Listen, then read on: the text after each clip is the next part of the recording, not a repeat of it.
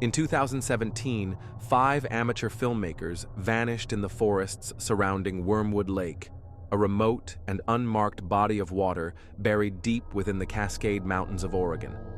Their story was nearly forgotten, just another unexplained blip in the wilderness, until 6 months later, when a hiker found something strange inside the ruins of an old ranger station. Beneath the floorboards, wrapped in a decaying wool sock inside a single boot, was a water-damaged SD card. What was on that card would later be called one of the most disturbing found footage recoveries in recent history. No full video survived intact, but fragments, audio logs, corrupted video clips, and desperate journal entries painted a terrifying portrait of what happened in the final days of the crew. This is that story. And if it's true, Wyrmwood Lake may not just be a place. It may be something far worse. The filmmakers, Claire, Jared, Mark, Elena, and Theo, were working on a documentary about forgotten American towns, specifically those that had mysteriously vanished without record. Wyrmwood, a once thriving logging village founded in 1921, had reportedly disappeared by the early 1980s. Not evacuated, not burned down, just gone. Census records ended abruptly. No forwarding addresses, no survivors. A town of over 200 people had vanished like a breath held too long. No newspaper articles, no rescue missions, no FEMA logs, just a single line in a 1983 survey report. Settlement abandoned. Cause unknown.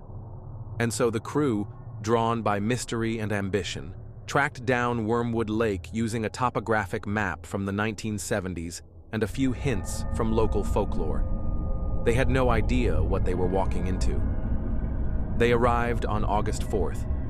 The footage showed a group of energetic, excited 20-somethings hauling gear from their van into the dense green of the Oregon forest. They set up base near what used to be the town's outskirts, now just moss-covered stone foundations and collapsed wooden frames half swallowed by the trees. There was no road in, no service, no signals, just isolation. That first day seemed harmless. The group laughed, explored, joked about ghosts, but even then, there were signs. Claire mentioned in a vlog-style recording that the forest felt thick, like a room with no windows. Elena pointed out that no birds were singing, no bugs, no deer, nothing. Just windless silence. Jared joked that the air tasted wrong. No one laughed. They all began hearing faint sounds around the camp. Not wildlife, but whispers. Low, breathy voices just at the edge of hearing.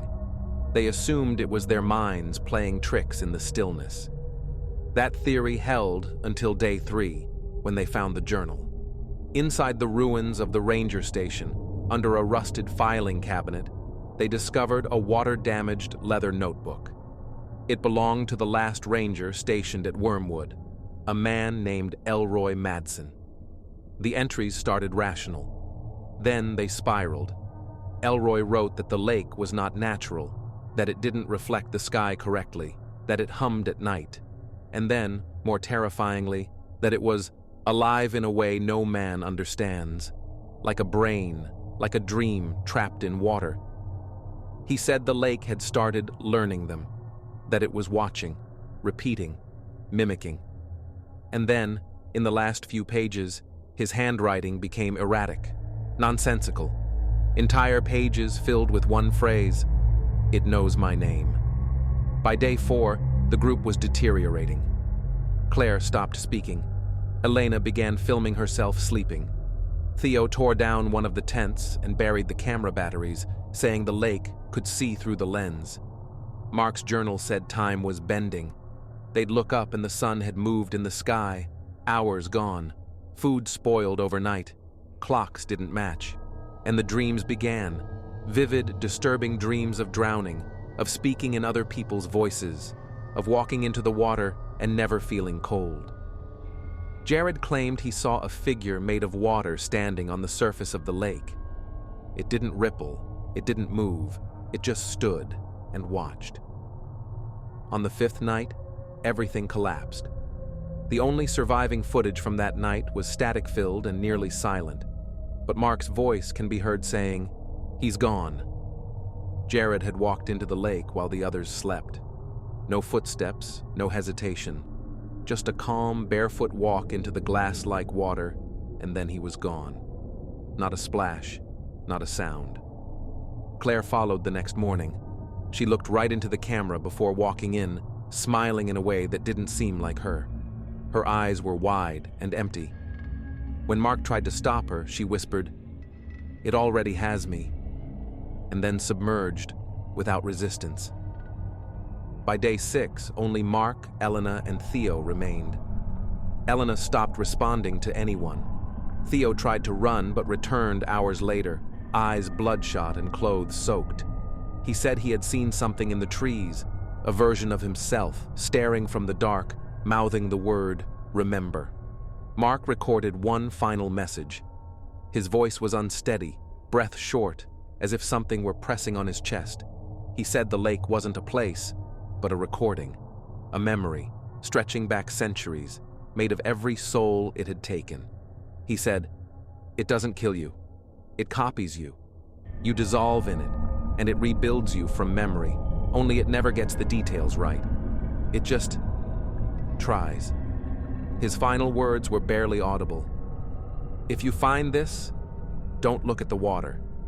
Don't answer if it calls you by name, because it's not calling you. It's calling what it thinks you are." 6 months later, the SD card was discovered. No bodies were ever recovered. No signs of struggle. No signs of wildlife.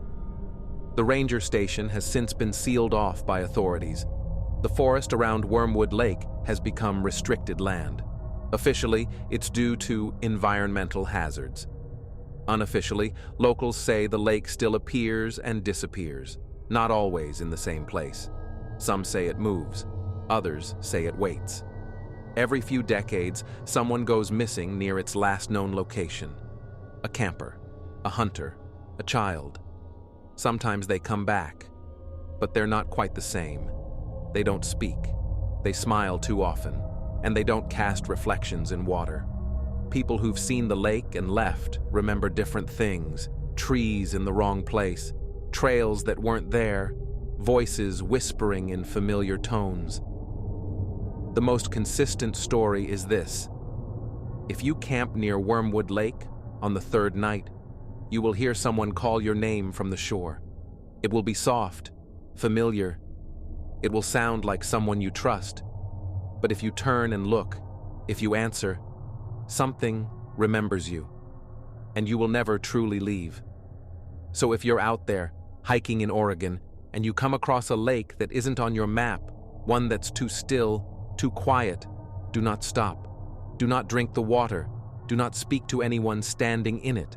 And above all, if you hear your own voice calling from the trees, run.